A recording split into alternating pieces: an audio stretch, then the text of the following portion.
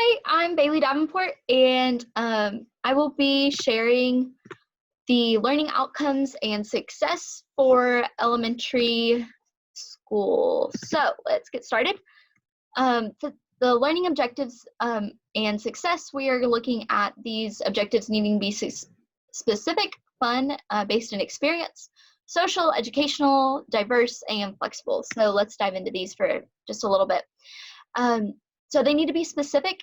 It is important that these objectives be not only specific, but also measurable. Students need to know whether or not they've achieved these objectives, and teachers need clear ways to determine whether their students have achieved those or not.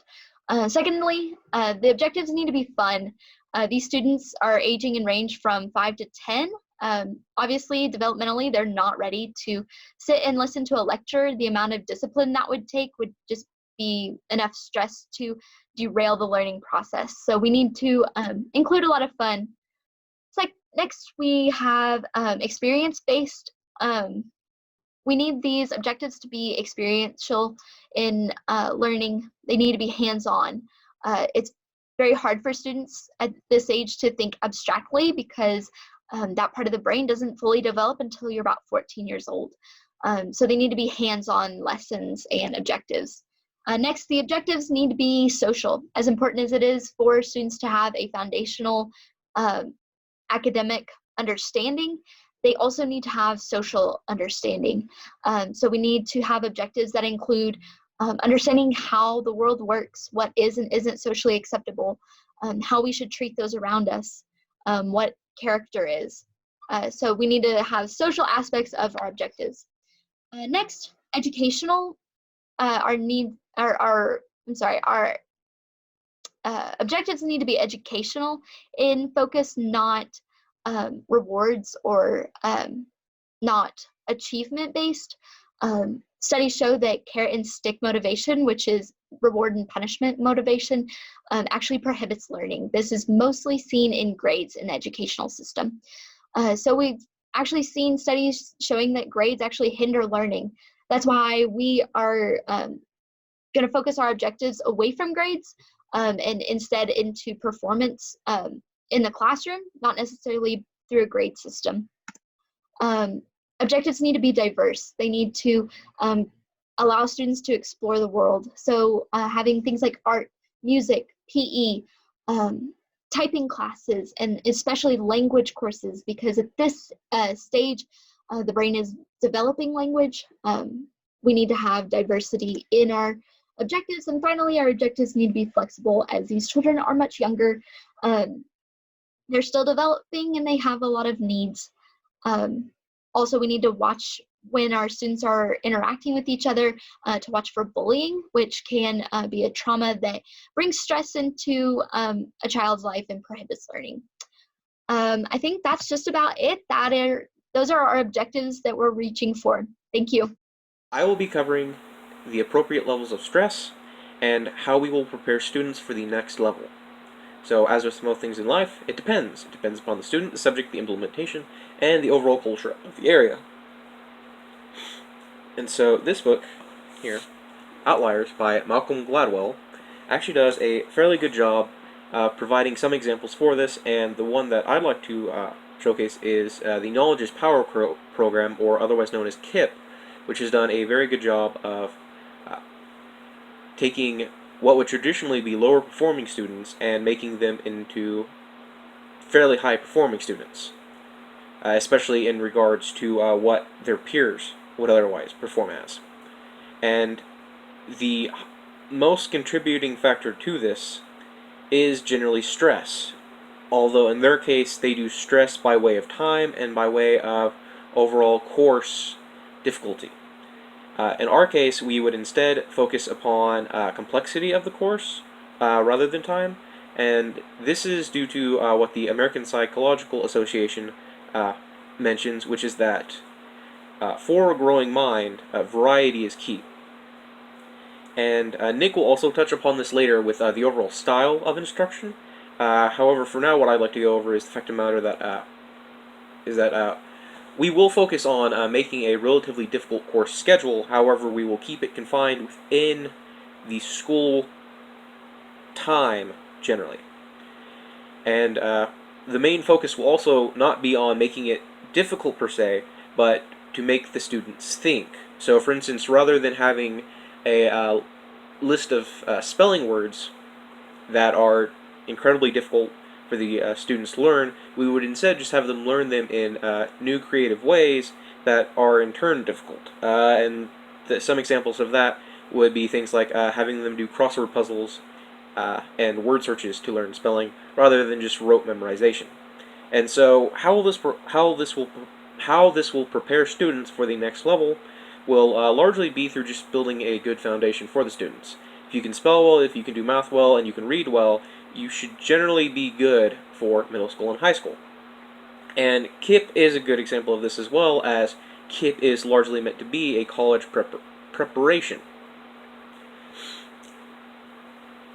And so by giving the students this more difficult uh, learning schedule, and doing it in a controlled environment of the school atmosphere, it will allow them to learn curriculum faster by being more used to variety, and it will also allow them to experiment, hopefully, with how they, in turn, actually learn best themselves. Okay, so I'll be talking about disciplining students in elementary school and school meals and how it should be handled. So I was thinking school discipline should really be handled on a student-by-student basis, with each parent or guardian letting the school know whether paddling their kid is okay or not. And the school should give the parents or guardians a list or something of the potential disciplinary actions that can be taken. Obviously, the disciplinary action taken would have to match the disruption from the student. You don't want it to be, getting a paddling for talking too loud or something. And for the most part, the teachers will probably handle most things because, like I said, most of the time they're yelling or throwing things, so the teacher can handle that pretty well. It's usually just a stern talking to or something. And for anything more serious, like getting into a fight or anything, I think the principal can handle it and give a more serious, take more serious action. And the most important thing to remember is that they're just kids and that nothing should be done out of malicious intent. It's done to teach them right from wrong and that they've done something wrong and they don't need to do it anymore. And as for school meals, it's kind of school meals, I think, how it should be for every level, save college maybe, but as far as, preschool through high school, at least. I think that it should be free to students, school meals should be. It's required by the state to attend school or homeschool, but since we're talking about school, it's required by the state to attend school. So I don't think it's fair to be charging the students that have to be there for food. And the food itself should follow USDA guidelines. It needs to be healthy and nutritious and the right portion sizes and all that. Each student should get the same serving size, but if they finish eating and it just isn't enough, which happens, then they should be able to get like maybe half a portion size extra, maybe a full portion size. It goes by student, obviously. And I think there should be options for each type of food, fruits, vegetables, grains, protein, dairy. There should be probably 2 options, I think is good. 2 options for each kind of food to make sure that each kid has hopefully something on their plate that they'll actually eat, because you don't want them to go hungry. And I think that's about it. So I had teaching style for administrator, staff, and teachers, and then resources for elementary schoolers. And just to start off, something that I found really important when I was trying to make the ideal scenario for the kids was said by Lupien in his article, where he said both suppressed and elevated glucocorticoid levels actually impair brain development.